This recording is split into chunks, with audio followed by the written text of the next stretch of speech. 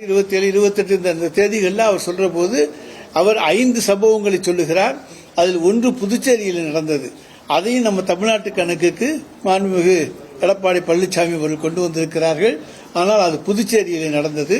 மீதமுள்ள 4 சம்பவங்களுக்கும் வன்முறை சம்பவங்கள் என்று எடுத்துக்கொண்டால் அதுல எதுவுமே அரசாங்கத்துக்கு தொடர்புடையவை இல்லை.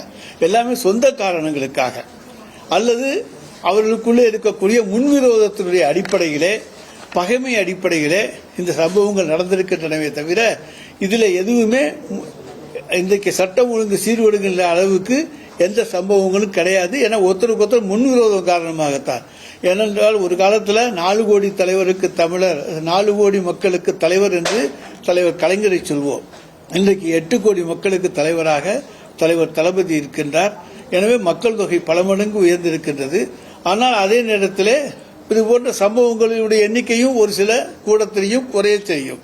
ஆனால் அதற்கு அரசாங்கம் எந்த வகையிலும் பொறுப்பாக முடியாது. நாங்கள் எந்த வகையிலும் அதற்கு பொறுப்பாக இருந்தால் எங்கள் மீது குற்றம் சுமத்தலாம். ஆனால் அதே நேரத்தில் யார் யாருக்கு முன்விரோதம் இருக்கிறது என்றெல்லாம் இப்பொழுது நாங்கள் கண்டுபிடித்துக் கொண்டுதான் இருக்கிறோம்.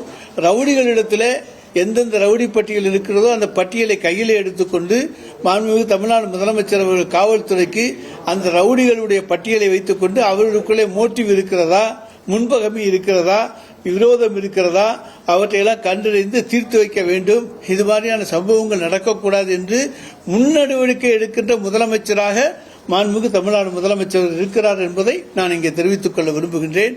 எனவே சட்டம் ஒழுங்கை இன்றைக்கு நாங்கள் சிறப்பாக பேணி பாதுகாப்பதால் தான் இந்தியாவிலேயே முதன்மையான மாநிலமாக நம்முடைய தமிழ்நாடு இன்றைக்கும் இருக்கிறது என்பதை யாரும் மறந்துவிட முடியாது, மறுக்கவும் முடியாது.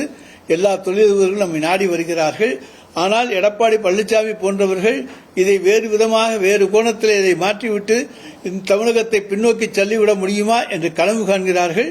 அவர்களுடைய கனவு ஒரு காலத்திலும் பலிக்காது. நிச்சயமாக மாண்புமிகு தலைவர் தளபதி அவர்கள் எல்லாவற்றையும் வென்று காண்பிப்பார்.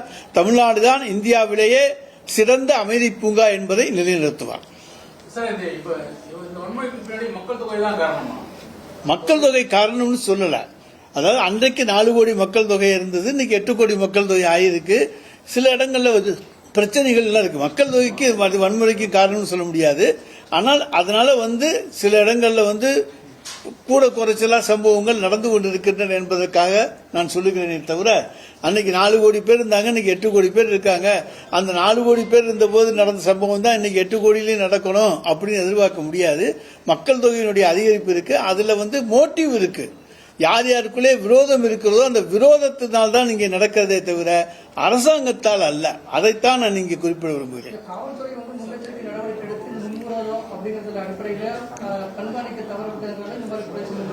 இல்லங்க, இப்ப எந்த சம்பவங்களும் இப்பதான் ரவுடிகள் பட்டியல் எடுத்து ஒரு பேட்ச் எடுத்து எல்லாரையும் அரெஸ்ட் பண்றோம். அவங்களை யார் யாரெல்லாம் ஏ பட்டியலில் இருக்கிறார்களோ அவர்களை இன்றைக்கு கைது செய்கின்றோம், அவர்களை விசாரிக்கிறோம். பி பட்டியலை விசாரிக்கின்றோம். அதுபோல ஒவ்வொரு பட்டியலாக இருக்கிறது. அவர்களை எல்லாம் இன்றைக்கு விசாரித்து நீங்க ஒழுங்காக இருக்க வேண்டும், இல்லை என்றால் உங்கள் மீது நடவடிக்கை எடுக்கப்படும், முன்னெச்சரிக்கை நடவடிக்கை எடுக்கப்படும் என்றெல்லாம் எச்சரித்து ஒவ்வொரு காவல்துறையும் இன்றைக்கு அதிலே தான் தொடர்ந்து செயல்பட்டுக் கொண்டிருக்கின்றது. ஆனால் இருந்தாலும் இதுபோல முன்னுக்கு தெரியாமல் திடீரென்று யாராவது ஒரு விரோத அடிப்படையிலே அல்லது இந்த ஆண்டு அவருடைய 1வது ஆண்டு வருகிறது, அதற்குள்ளே அவரை கொன்றவரை நான் பழிவாங்கி விடுவேன் என்று பழிவாங்கும் முயற்சியிலே செய்து விடுகிறார்கள். அந்த மாதிரி சம்பவங்கள் தான் இன்றைக்கு நடந்திருக்கின்றன தவிர இதற்கு அரசாங்கம் பொறுப்பு ஆக முடியாது. ஆனால் இதை நாங்கள் தடுப்பதற்கு நிறைய நடவடிக்கை எடுத்திருக்கிறோம். இன்றைக்கு சிறையில் எடுத்துக்கொண்டோம். 97% சிறை இன்றைக்கு ஃபுல்லப் பண்ணப்பட்டிருக்கிறது. ரவுடிகள் பட்டியலில் இருக்கவங்க எல்லாம் பிடிச்சு உள்ள வச்சிருக்கோம்.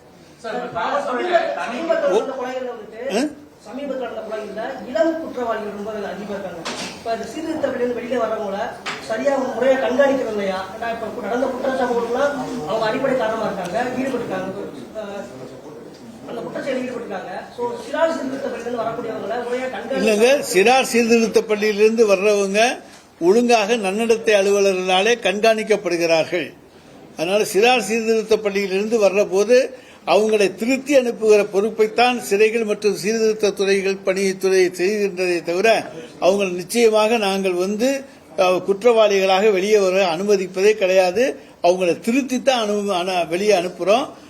மேலும் அங்க இருக்கக்கூடிய சந்தர்ப்ப சூழ்நிலைகள் அவர்கள் யாராச்சும் 1-2 பேர் தவறுக்கு போயிருக்கலாமே தவிர மெஜாரிட்டி யாருமே மீண்டும் சிறைக்கு செல்லக்கூடிய எண்ணத்தில் இல்லாதவர்களாக, அவர்களை நல்லவர்களாக, சமுதாயத்தோடு இணைந்து வாழக்கூடியவர்களாக அவர்களை திருத்தி அனுப்புகிற பணியைத்தான் நம்முடைய சீர்திருத்த பள்ளிகள், சிறைகள் மற்றும் சீர்திருத்த பள்ளி துறை செய்து வருகிறது.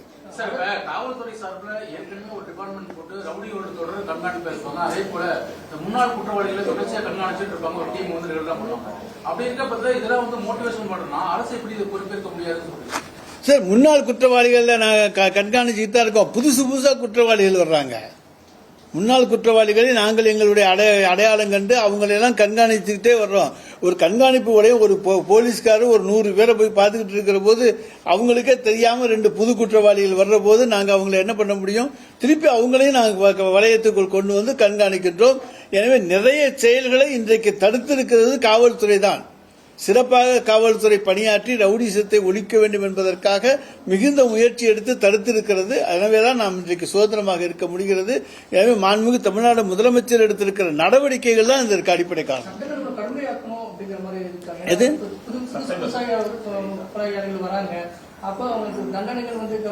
தண்டனைகள் வந்து இப்ப நிறைய அவங்களுக்கான தண்டனைகள், அதிகமான தண்டனைகள் இருக்கின்றன. நிச்சயமாக அவர்களுக்கு அதிகபட்ச தண்டனை வாங்கி கொடுத்தாலே போதும். அதுவே லைஃப் சென்டென்ஸ் எல்லாம் போனா 14 வருஷம் உள்ள இருக்கணும். அதனால அதிகபட்ச தண்டனைகள் இந்த குற்றவாளிகளுக்கு கிடைக்கும். அதுல எந்த விதமான சந்தேகமும் கிடையாது. அதாவது எந்த அரசியல் தலைவர் அச்சுறுத்தல் இருக்கிறது என்று சொன்னால் உடனடியாக மாண்புமிகு முதலமைச்சர் அவர்கள் இந்த அரசு அவர்களுக்கு பாதுகாப்பு கொடுப்ப தயங்குவது கிடையாது. யாரும் அச்சுறுத்தல் இருக்கு என்கின்ற தகவல் தெரிவிப்பது கிடையாது.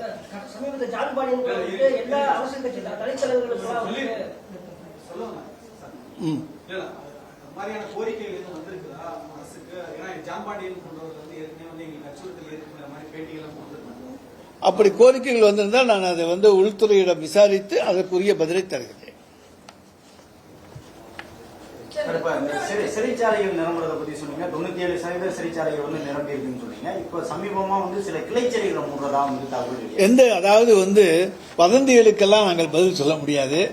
அந்த சிறைகள் கொஞ்சம் மோசமான கண்டிஷன்ல இருக்குங்கிறதுனால அதை சொல்லியிருக்காங்க. அதை ரிப்பேர் பார்த்து அந்த சிறைகளும் இயங்க வேண்டும் என்று தான் சொல்லியிருக்கிறோமே தவிர எந்த சிறைகளையும் நாங்கள் மூட வேண்டும் என்று சொல்லவில்லை.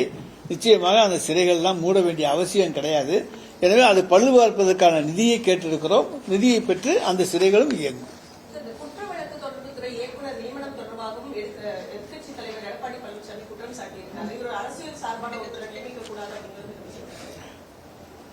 அது அரசு எடுத்திருக்கிற முடிவு.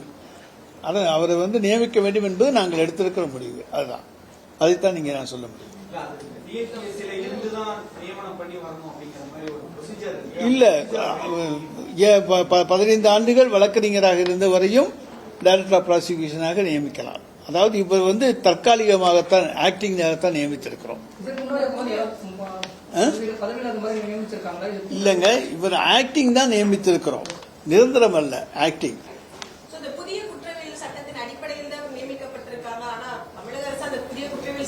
இல்ல, பழைய குற்றவியல் சட்டத்தில் இருக்கிறது இதே சரத்துக்கள் தான் புதிய குற்றவியல் சட்டத்திலையும் இருக்கு. அதனால அதை பத்தி ஒண்ணு இது கிடையாது. இதே மாதிரி லோக் ஆயுக்தாவும் இதே மாதிரி ஆக்டிங் தான். நம்ம ஏற்கனவே செலக்ட் கமிட்டி போட்டு கிட்டத்தட்ட ஒரு 4 மாசம் ஆச்சு. லோக் ஆயுக்தாக்கும் இதே மாதிரியான ஆக்டிங் தான் நம்ம இப்போ போட்டு பண்ணிருக்கோம். ஆமா, அது காலம் தள்ளி போகுதா? அதோட நியமன ப்ரொசீஜர் அதுக்கு உரிய காலத்துல உரிய முடிவை மாண்புமிகு முதலமைச்சர் அவர்கள் எடுப்பார்கள். சார், தருமபுரி மாவட்டத்துல 2 நாளுக்கு முன்னாடி ஆணவ படுகொலை நடந்திருக்கு. தொடர்ச்சியா அதிகரிச்சு வருது அப்படின்னு சொல்றாங்க. உங்களோட கூட்டணியில் இருக்கக்கூடிய மார்க்சிஸ்ட் கட்சி கூட பேரவையில் கேள்வி எழுப்பினாங்க. சார், ஆணவ படுகொலைகளை நாங்கள் என்றைக்குமே ஆதரிப்பது கிடையாது. உங்களுக்கு நல்லா தெரியும். அது யாராக இருந்தாலும் அவர்கள் மீது உரிய நடவடிக்கையை இந்த அரசு தைரியமாக மாண்புமிகு தமிழ்நாடு முதலமைச்சர் அவர்கள் எடுப்பார்கள். அதுவும் உங்களுக்கு நன்றாக தெரியும். நாங்கள் அதை ஆதரிக்க வேண்டும். ஆணவ படுகொலை என்பதெல்லாம் எங்களுக்கான தேவையே கிடையாது. செய்திகளை உடனுக்குடனும் துல்லியமாகவும் தெரிந்து கொள்ள சப்ஸ்கிரைப் பண்ணுங்க.